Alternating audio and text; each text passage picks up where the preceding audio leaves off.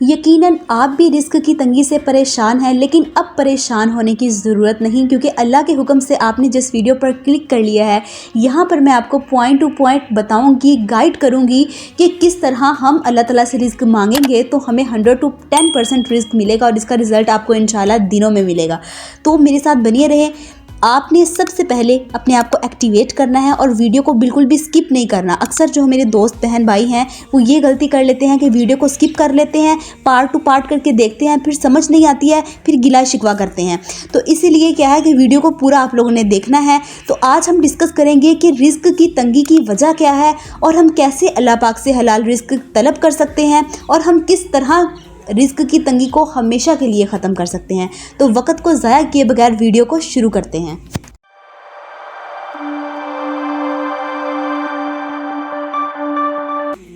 آخر ہمارے ذہنوں میں یہ سوال کیوں ہے کہ جو ہمارا وسیلہ یا ذریعہ ہے رزق آنے کا وہ تو ختم ہو چکا ہے، اب ہمیں رزق کیسے مل سکتا ہے؟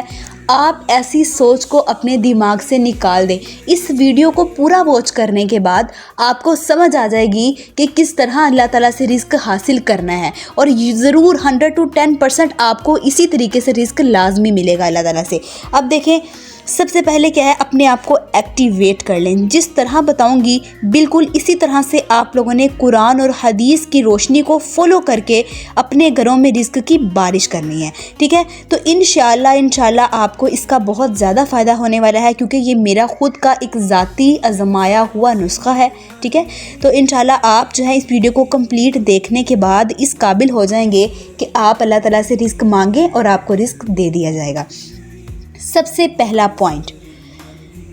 پوائنٹ کیا ہے کہ جب ہم لوگ صبح فجر کی نماز پڑھتے ہیں تو نماز پڑھنے کے بعد فرض نماز 2 فرض آپ نے پڑھ لیے، اس کے بعد آپ نے ہاتھ اٹھانا ہے۔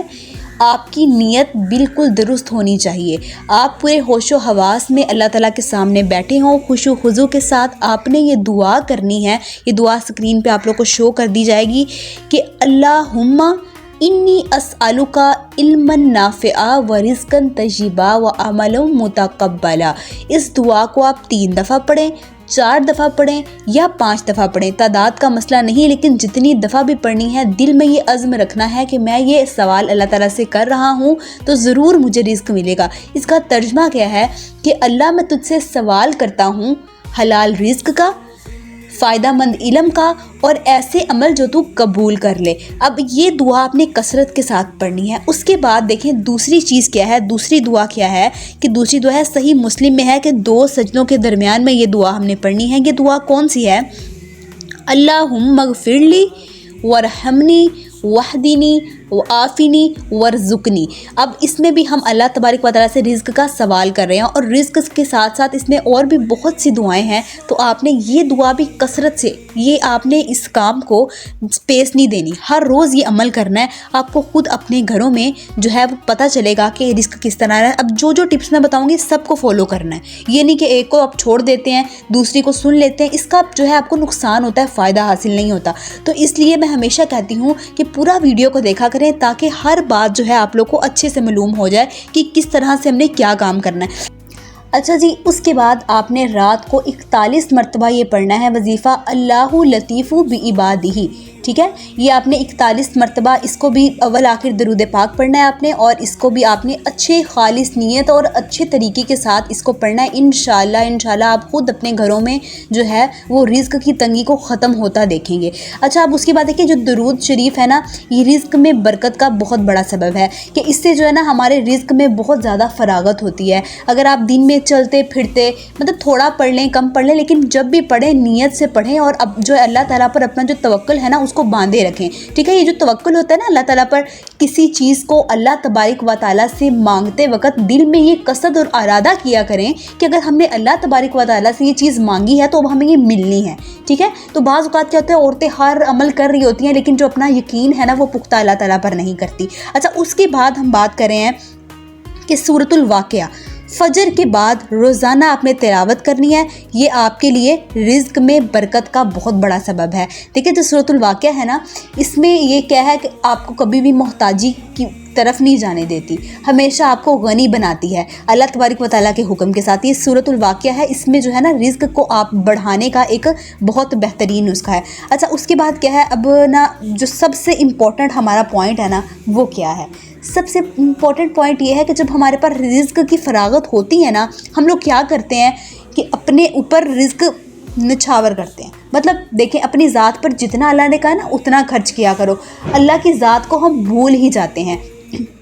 ہمارا رزق نا اللہ تعالیٰ کو پہنچتا نہیں ہے، لیکن جو مین چیز ہوتی ہے کہ صدقہ خیرات کرنا۔ آپ یہ فوکس کریں کہ آپ کے دروازے پہ اگر کوئی فقیر مسکین کوئی بھی آیا ہے تو وہ کبھی بھی آپ کے دروازے سے خالی نہ جائے، اس کی اتنی مدد کر کے ضرور بھیجیں کہ آپ کی اس مدد سے اس کا ایک دن کا گزر بسر اچھے طریقے سے ہو سکے، ٹھیک ہے۔ یہ جو صدقہ خیرات ہوتا ہے نا، ہمارے رزق میں فراغت کا بہت بہترین یہ ایک نسخہ ہے۔ اب دیکھیں اللہ تعالیٰ جب دیکھتے ہیں نا کہ یہ جو میرا بندہ ہے کہ میری راہ میں اپنے سے زیادہ خرچ کر رہا ہے، تو اللہ تعالیٰ اس کے گھر میں رزق کی مقدار کو بہت زیادہ کر دیتے ہیں۔ آپ کے دل میں جب رزق اللہ تعالیٰ سے مانگنا ہے، اگر یہ آپ کے دل میں نیت ہے نا کہ اللہ تو مجھے اتنا دے کہ میں جامعات بنواؤں، میں تیرے گھر تعمیر کرواؤں، میں اپنے دروازے پہ آنے والے سوالیوں کو کبھی بھی خالی ہاتھ نہ جانے دوں، میں رستے میں جو سفید پوش لوگ ہیں ان کی مدد کر سکوں، رستے میں کوئی مسافر ہے اس کی مدد کر سکوں، اللہ تیرے راہ میں جو ہے وہ خرچ کرتا رہوں۔ جب آپ کی نیت یہ ہوتی ہے نا تو اللہ تبارک و تعالیٰ آپ کو ضرور جو ہے وہ رزق عطا کرتا ہے۔ اچھا، اور میں اس کے بعد آپ لوگ کو اپنا بہت مزیدار واقعہ سناتی ہوں کہ ایک صحابی رسول اللہ صلی اللہ علیہ وآلہ وسلم کے پاس آئے اور کہنے لگے کہ اللہ کے نبی میرے گھر میں جو ہے نا رزق اس کی تنگی ہوتی جا رہی ہے، تو مجھے کوئی وظیفہ بتا دیں۔ تو اب دیکھیں، اب میں نے جیسے آپ لوگ کو وظیفے بتائے، یہ بھی جو ہے نا یہ روزمرہ کی ہماری دعائیں ہوتی ہیں، یہ ایک کیا ہے اللہ تعالیٰ کے ساتھ ہماری اٹیچمنٹ ہوتی ہے، دعائیں ہوتی ہیں جس سے جو ہے نا ہمارا رزق بڑھتا ہے۔ اب انہوں نے جب اللہ کے نبی سے یہ بات آگے کی کہ اللہ کے نبی ہمارے گھر میں تو رزق کی تنگی ہو رہی ہے تو ہمیں کوئی بتا دیں، تو اللہ کے نبی نے کہا کہ اگر تو باوضو رہے گا نا تو اللہ تبارک و تعالیٰ تیرے لیے رزق کھول دیں گے، مطلب وافر مقدار میں تیرے گھر میں جو ہے رزق وہ آ جائے گا۔ اب دیکھیں وضو جو ہے نا، اس کا ہمیں صرف یہ فائدہ حاصل نہیں ہوگا کہ ہمارے گھر میں رزق کی فراغت ہوگی، رزق کی برکت ہوگی، بلکہ اس کا فائدہ ہمیں یہ بھی ہو رہا ہے کہ اب دیکھیں اگر آپ فوت ہو گئے ہیں، آپ اس دنیا فانی سے رخصت ہوئے ہیں، آپ وضو کی حالت میں ہیں، تو آپ بتائیں کہ شہادت کی موت مریں گے یا عام موت؟ شہادت کی موت۔ تو اب دیکھیں پھر آپ پاکیزہ حالت میں رہ رہے ہیں، آپ کی طہارت ہے، طہارت میں کیا فرشتے بھی انسان کے لیے دعائیں کرتے ہیں۔ اب اس ایک وضو سے آپ کو کتنا فائدہ حاصل ہو رہا ہے، ایک آپ کے گھر میں اللہ تعالیٰ رزق کیا ہے فراغت کے ساتھ آنا لگ جائے گا۔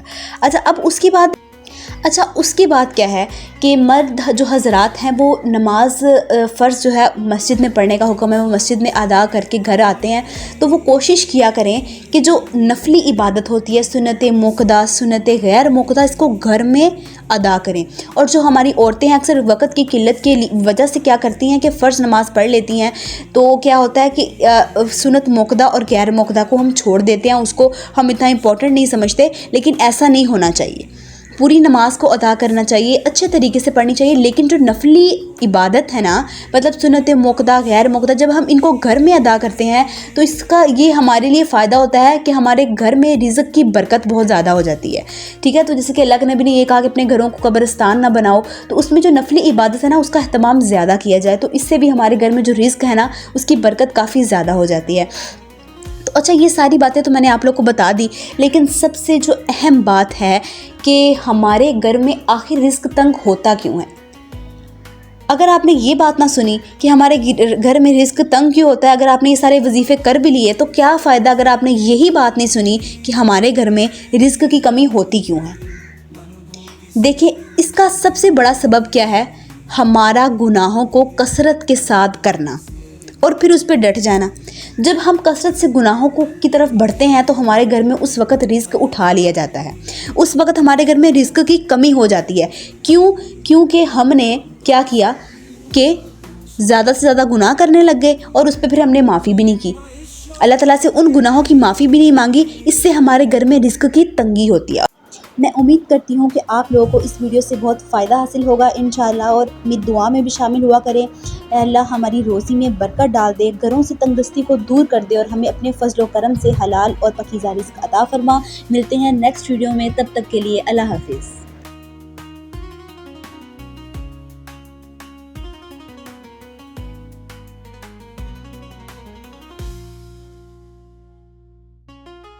من